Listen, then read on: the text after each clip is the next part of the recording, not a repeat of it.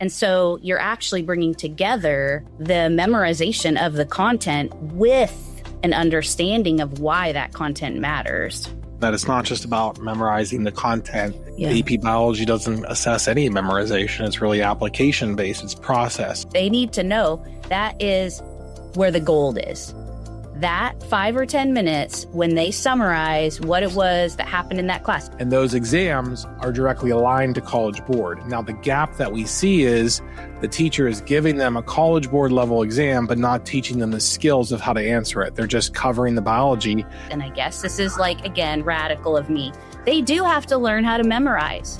What if I told you the reason your kid is struggling in biology has nothing to do with how smart they are and everything to do with how they're studying?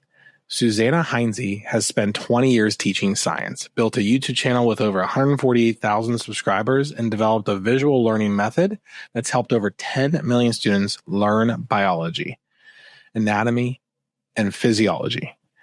Today, she's breaking down the science of how to actually learn science. That's what we're covering. So welcome back to the Supported Learning Podcast. I'm your host, Dr. Joe Sebastian. Families often ask me how to navigate the college admissions landscape, high school academics without spending thousands of dollars and wasting a ton of time. And the answer usually involves finding the people who have figured out the rules of the game that schools aren't telling you. That's why I'm really excited to welcome Susanna Heinze here today. She is a biology faculty member, the creator of Science with Susanna, a YouTube channel, as I said, with over 148,000 subscribers and 10 million views, and one of the most innovative science educators I've come across. She's known for her draw-along teaching method, where students actively build diagrams and visuals instead of passively just reading textbooks. And she's done all of this while teaching full-time at a community college. So we're going to dive into what most students study science the wrong way, what the cognitive science says about how to actually retain complex material, and what parents should know if their kid is headed towards a healthcare or STEM career. Susanna, welcome to the show. Thank you. So I've given them the introduction, but how does an educator grow a YouTube channel, something they're passionate about, just about teaching biology or teaching science? Well, yeah, I didn't know that I was starting a YouTube channel, probably. I just got to this point where I felt like I could not cover the content at a slow enough rate in class. And so I thought, why are we doing this? Just because the words are coming out of my mouth does not mean that students are going to be able to retain this stuff. And so I started putting the basic content online, and then I could go as slow as I wanted in class, and whatever I didn't get to, I told them, you guys just watch this on your own tonight, and then we'll talk about it next time. So you were basically almost flipping the classroom, but also doing videos for homework. Okay. Yeah. So and that just kind of like became the YouTube origin. I didn't even know. It was funny. I remember one of my kids was like, this was a long time ago, but was like, Mom, you have 10,000 subscribers. And I hadn't even looked at it because I would literally just make the videos on my phone and upload them. And I never even saw the channel itself. So that is something that would be nice if I took a little better care of it. But that's how it started. That's awesome. So you started in education. You got your master's in physiology from UNC Chapel Hill. Yes. And you could have gone into research and into the industry. Instead, you ended up teaching middle school in North Carolina. What pulled you towards teaching? I fell in love with the idea of being a college teacher when I was an undergraduate. Realize now, looking back, I was so blessed with the education that I got. I had some amazing professors, Dr. Powers, Dwight Kimberly.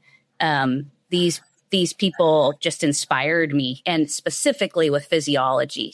I had been thinking I wanted to go to vet school, but I loved getting into the deep physiology so much that I was like, all right, I'll go to grad school. So I was actually in a PhD program, but that's where I started realizing I actually could tell right away when I got there that wasn't the lifestyle I was looking for. The researchers, the principal investigators I worked with were all brilliant, but they also worked all the time. Like that is all they did. They drank coffee and they worked. And so that's why I knew I didn't want to like go into research forever. And also I was not as good at the bench, like doing the actual experiments as some of my brilliant colleagues that were just like magic at the bench. And I just preferred sitting around talking about all the ideas. So lazy, but that's what I love to do. So I always knew I wanted to teach. Where did you end up teaching in North Carolina? Well, it was this little tiny school called Cantner School because you didn't have to have a teaching certificate that first year that I started because they were a little desperate. They were in a bind, I think. And they had me do, back then in North Carolina, they had something called lateral entry and you could start teaching. So I had my master's in physiology and then I took some classes on the side to get the certification. And that was how I started. What county was that in? Oh, yeah, sorry. It was in Chapel Hill in Orange County. It was in a town called Hillsborough. It's right near Chapel Hill and Durham. My first teaching job was in middle school in Onslow County, North Carolina. So, where's that? That's about 40 minutes north of Wilmington by Camp Lejeune. Okay. Mm-hmm. So by the Yeah, by the water. So got my start in North Carolina too. So you started filming YouTube. You started filming videos in 2010. The YouTube channel kind of blew up shortly thereafter. Is that? Or no, I don't really. No. I think it's a slow grow. I think it has been a slow grow. Okay.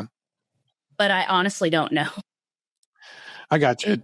Was it your daughter that drew you attention? Like, hey, you got 10,000 subscribers or what? How'd that all happen? I think it was my older son. I have two boys. I think that it was him when he was, kind of starting to get to the age where he always wanted to look on YouTube and he heard I had a channel, or maybe he saw me uploading. Right. And yeah, I think that he was impressed. You got cred with your kids. So that's the most important thing. So you're known for the draw along method. Students don't just watch lectures, they follow along actively and draw the diagrams with you. Walk me through why this works and what's the cognitive science behind it. Yeah. So I will say again, this goes back to my undergraduate days. My very best professors would draw. And back then it was on a whiteboard with markers. And I wanted to do that too, but I wanted it to be kind of tidy. And so I started doing mine on paper and filming it like that. I used a document camera a lot. Right. Okay. But I think that the idea is it's nothing magical, but it is one step that helps the students become more actively engaged in what they're working on.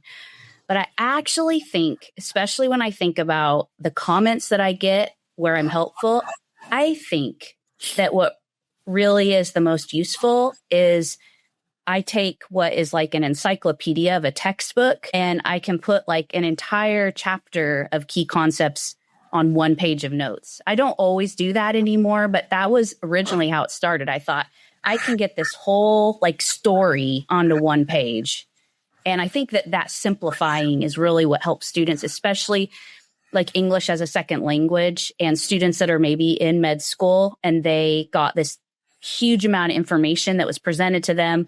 And then I can concisely put it together in a short amount of time.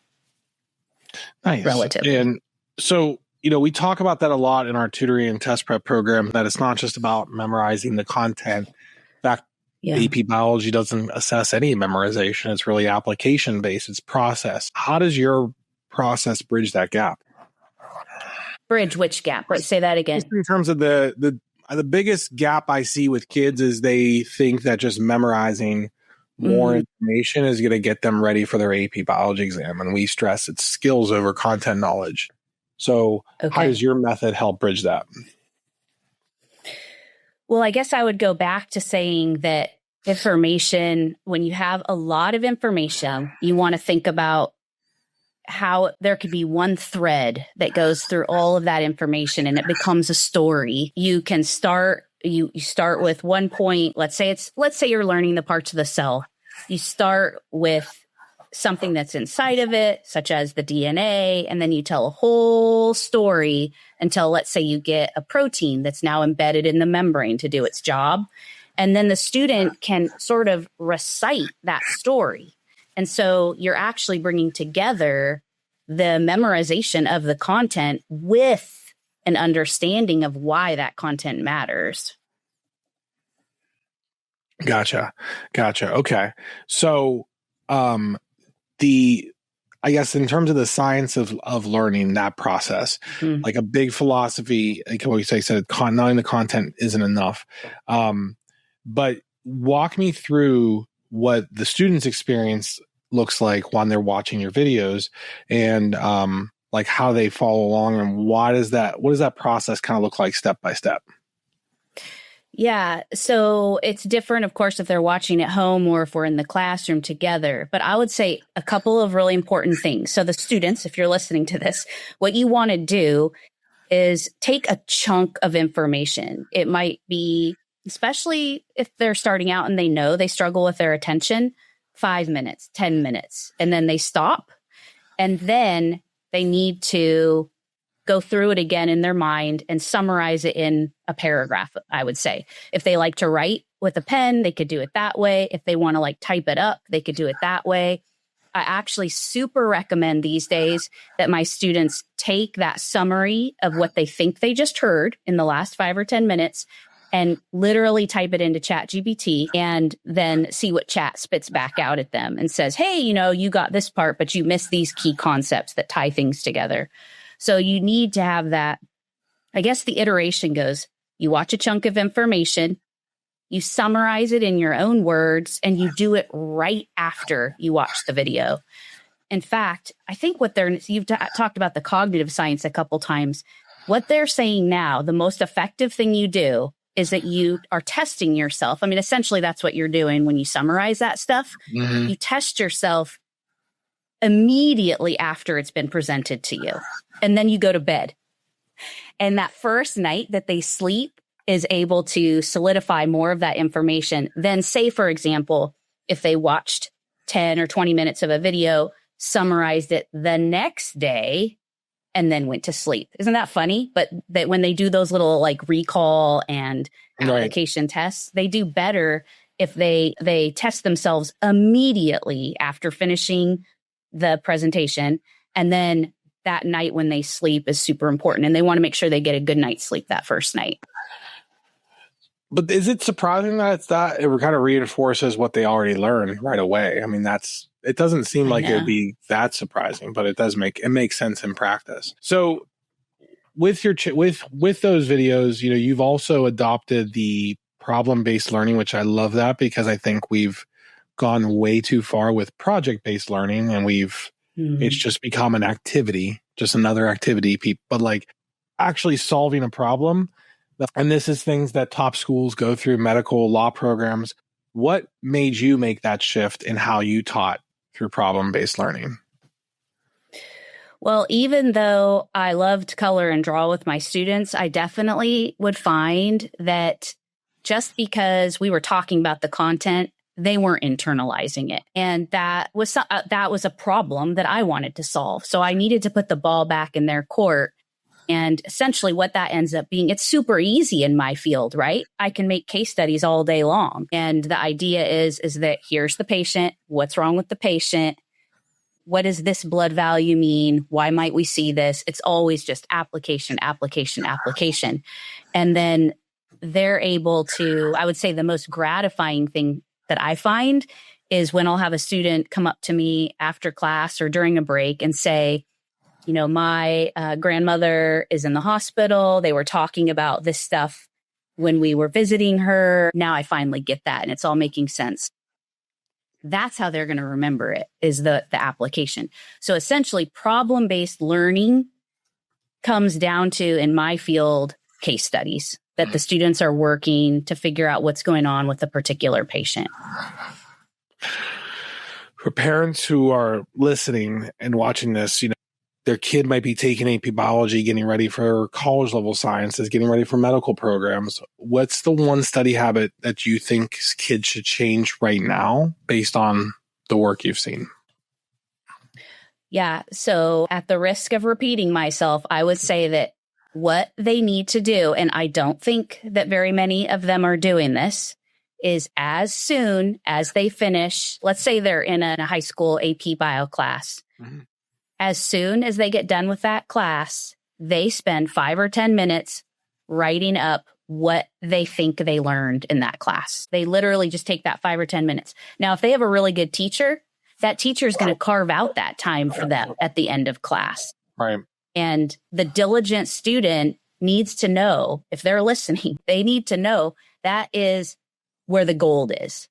That 5 or 10 minutes when they summarize what it was that happened in that class. And this is where they might find themselves making a diagram. They might find themselves putting some labels on things.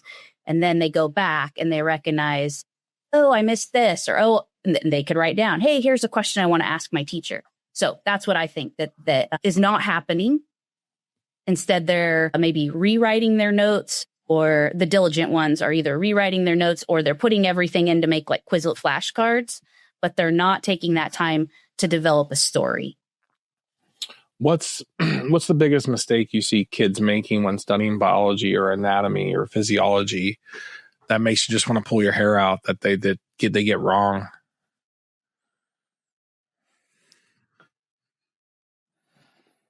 I think that they are mistaking having a lot of resources in front of them for actually creating a cohesive, like, knowledge set. And that's why I would say my pictures and my drawings are quite handy that way, because you can look at one page and that is the summary right there for them. And they're seeing it. A lot of times the really hardworking ones are trying to read a whole chapter, and they're not, in that time that they're reading that chapter, it's like going in one ear and out the other. So they need to slow down and really repeat back to themselves. Oh, I even will recommend a lot of times they record themselves. So let's say they really don't want to type it. They really don't want to write it. Then they just take a little bit of time to record themselves summarizing what it was they just heard. And that you think that improves the retention or improves the ability to move on too, if they do record themselves? Yeah.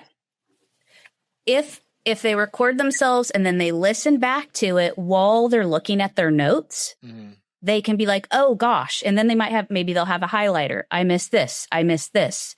They might add a little thing. Yes, I think that's where the gold is.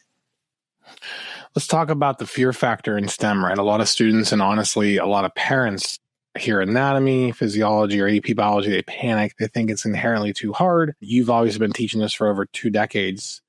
How do you break that down for parents? How would you present it as like this is obtainable for any kid? Any kid can learn this. So I might ask you a question back about this, because I am very curious about what you're doing with these students. Tell me about your clientele, because I know where you're going with this question. And my students that I teach at a community college are not necessarily the same as the students that you're describing that are taking AP Bio. I'd like to hear a little more about that. So do you have students that are just like studying and studying and studying, and they're still not doing well in AP Bio?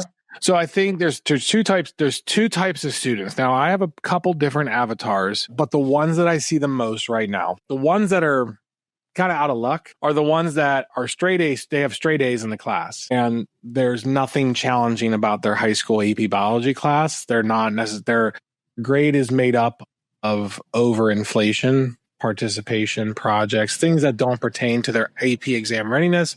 Those are the ones that are heading for absolute disaster and probably going to fail the exam. The parents or the students that recognize this early and go, I'm not really learning anything, they're the ones to reach out to us. That's probably our best type of student, because they're like, I know I need extra help. I know I'm not learning what I need to learn. The ones that I'm usually talking about are, I get parents that call me, my kid is doing bad in biology and we want them to be a doctor. I'm like, what do you mean bad? Well, he has a B. Okay. Like, but I don't know, he's a disgrace to the family, has a B, he's C, like whatever. And it's like, oh, okay, well, AP is supposed to be hard. And then I dig into it, and it usually comes down to the teacher has set up the class to have the exams weighted pretty heavily. And those exams are directly aligned to College Board. Now, the gap that we see is the teacher is giving them a College Board level exam, but not teaching them the skills of how to answer it. They're just covering the biology, and then there's a skill-based test. And so that's the gap, and that's causing the grade to decline. So that's what we aim to fix. But that's like the context of my question. Right. So just to ask you again, another question. What do you find is the most successful in your company? Like when you have students that come back with their success story, what are you guys doing that's working? We learn by doing. I think the problem is holding the line, and most parents just want time and sessions. That's right now, it's a critical time for us in the company because we have 5 weeks to go for the AP exams, and everyone's like, just more sessions. And I'm like, okay, well, we have a test prep process. Your kids have to do the work. So we can give you more sessions, but they need to do something to get to those sessions. Now, structurally, we're going to change the program to make sure that there's like unlocks, like kind of like course level, but sessions tied to anything but just time, when it's really do the work, get the feedback. It's iterative, right? Get the feedback, grow, practice the skills, work on what you're getting right and what you're getting wrong, and improve from there. Okay. Yeah. What that makes me think of when you were talking about it is I think that maybe a way we can encourage these kids to see what needs to happen is for them to think of it like the way they would about trying to get strong. So just like they wouldn't go to the gym and walk around the gym and just look at the equipment, they got to get sweaty. Basically, they got the hard work. I think it's the same thing. Just like looking at all of their resources is not going to put that content into their head. And also, it's going to be tiring. If they don't feel like they've had a brain workout after like even just 20 minutes, then they're not studying right. I think they need to know that if they're able to sit there and say, oh, I studied for 3 or 4 hours. No, I really doubt that was all very effective. Especially because, as we both know, their attention spans are probably shorter than what kids' attention spans were 20, 30, 40, 50 years ago. So they have to build that attention span, and they should be tired. Their brain should be tired, and they should need to get up and go on a walk like every 20 minutes, every half hour. Right. A lot of families spend a lot of money on tutoring and resources for science. You've built a platform that's free and reaches millions. So as someone who's been in the classroom for 2 decades, is that money well spent, or are families overpaying for something that they could get for free with the right system? Well, you are, of course, asking this in the AI generation time, right? Okay, so I'm a little radical in this area. I would love it if we had far less compulsory education, and that kids that didn't want to be in school anymore could go, become an electrician or a plumber. Apparently those jobs are going to be making like a ton of money when a bunch of the other jobs have been replaced with AI. So if they want to work with their hands, more power to them. We need that. A lot of those skills are being lost. So that way, that solves a huge part of the problem, where then you just have students in the class that more of them want to be there. I get it that sometimes their parents might be the reason they're there, but you still would just be teaching the students that actually feel like it's worth their time. That shouldn't cost a lot of money. The other thing I would say, I guess, is that with all the AI stuff, all the information in the world is at our fingertips. You can upload things to any kind of an AI and get some sort of a study guide back. In fact, that's another thing I recommend, is that students take their notes and literally scan them, upload them to the chatbot, and ask for it to ask them. So like with AP Bio, what they could do is say, give me the absolute hardest AP Bio questions you can, but only restrict it to the content that I just showed you. Don't look anywhere else on the internet. Only make the questions from this content I gave you. And I think that can become very iterative. And if they get good with their prompts, which could be something that you could show them how to make the prompts better. That's where a tutor, I think, can make a huge difference in helping the student figure out how to make use of that time when they're not together anymore. That Right. would be useful. So you actually advise pre-nursing students in your program, correct? Yeah, I don't. At my new college, I don't do that as much as I did in Washington State, but I've done a lot of pre-nursing advising. I love to talk about it. Okay. So for parents who have a kid interested in nursing or healthcare, what should they be doing right now in high school to prepare, not just academically, but in terms of how they study and they talk about science?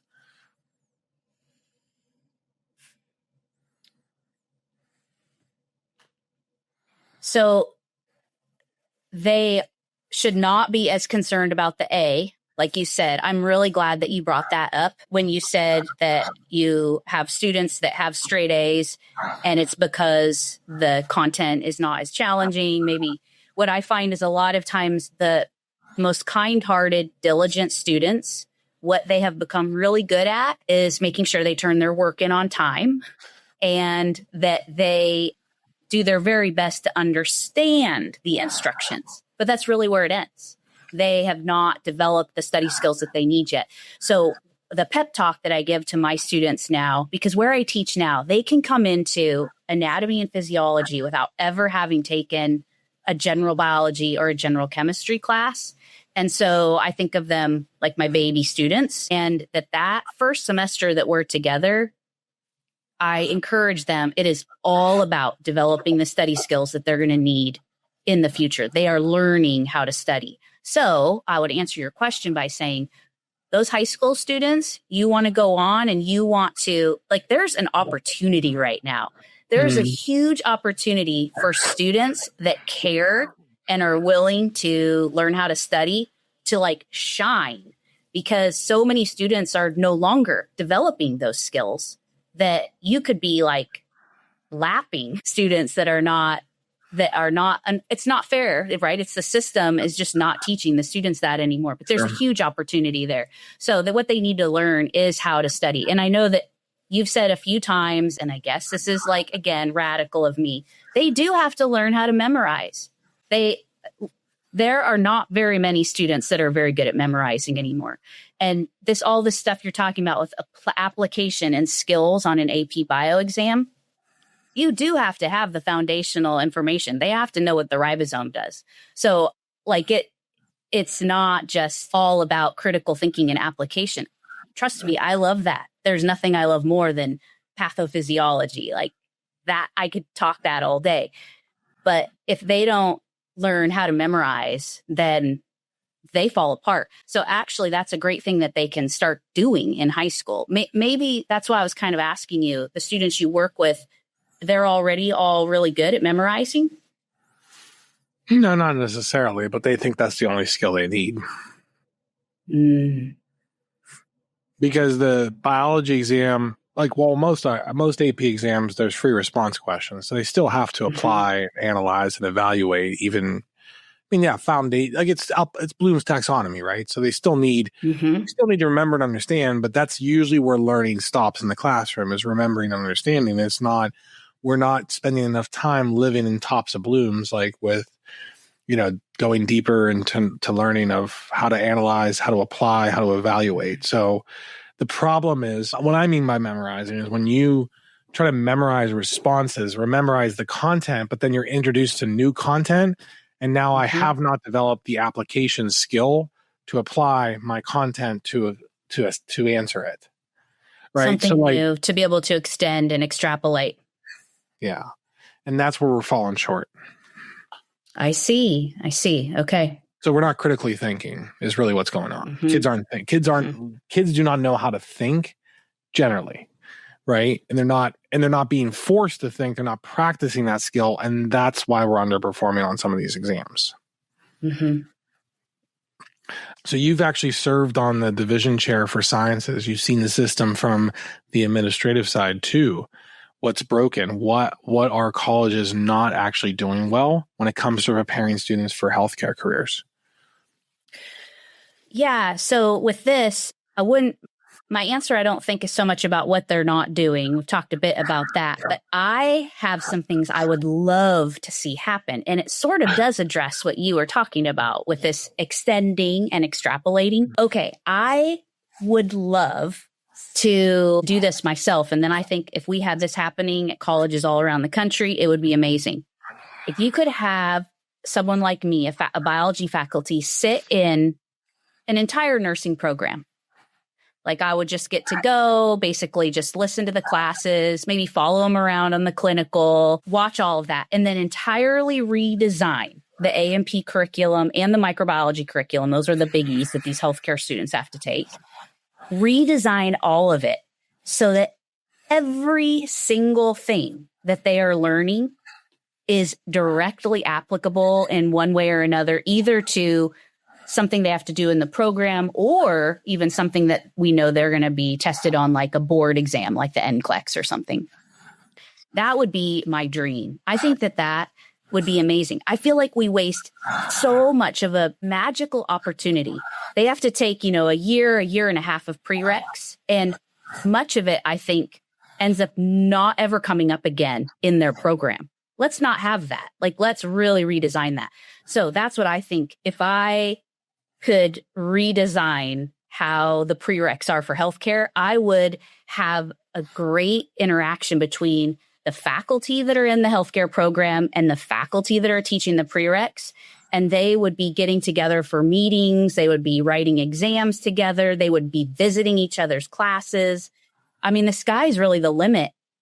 It's sad that it's not happening yet, but I haven't given up. And that's where, like, as I move on, that's where I see my next 20 years, like really working at that to make more of that happen.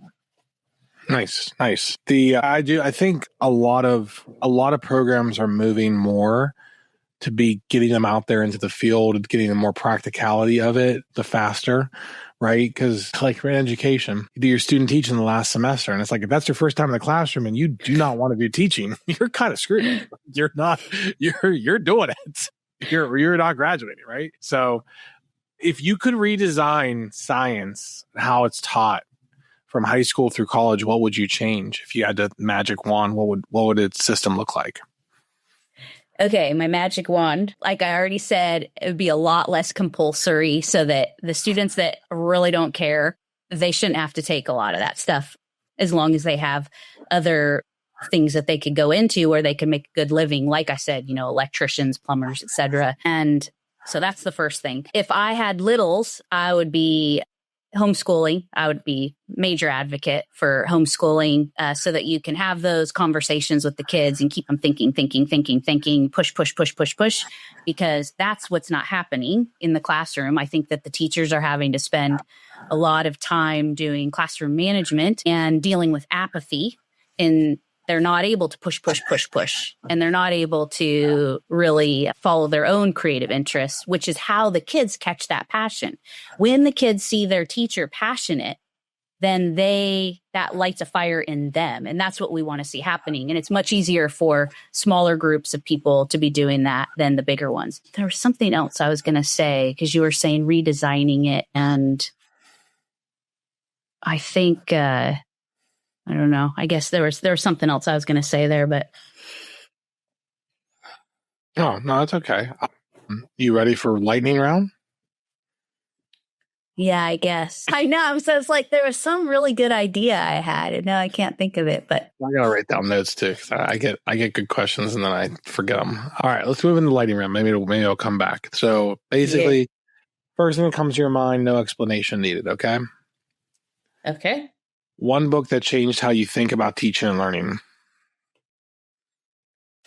Saul Kahn, One Room School. What is it? Global Schoolhouse or something. The Khan Academy guy. Okay. If you could go back and tell yourself one thing when you started teaching, what would it be?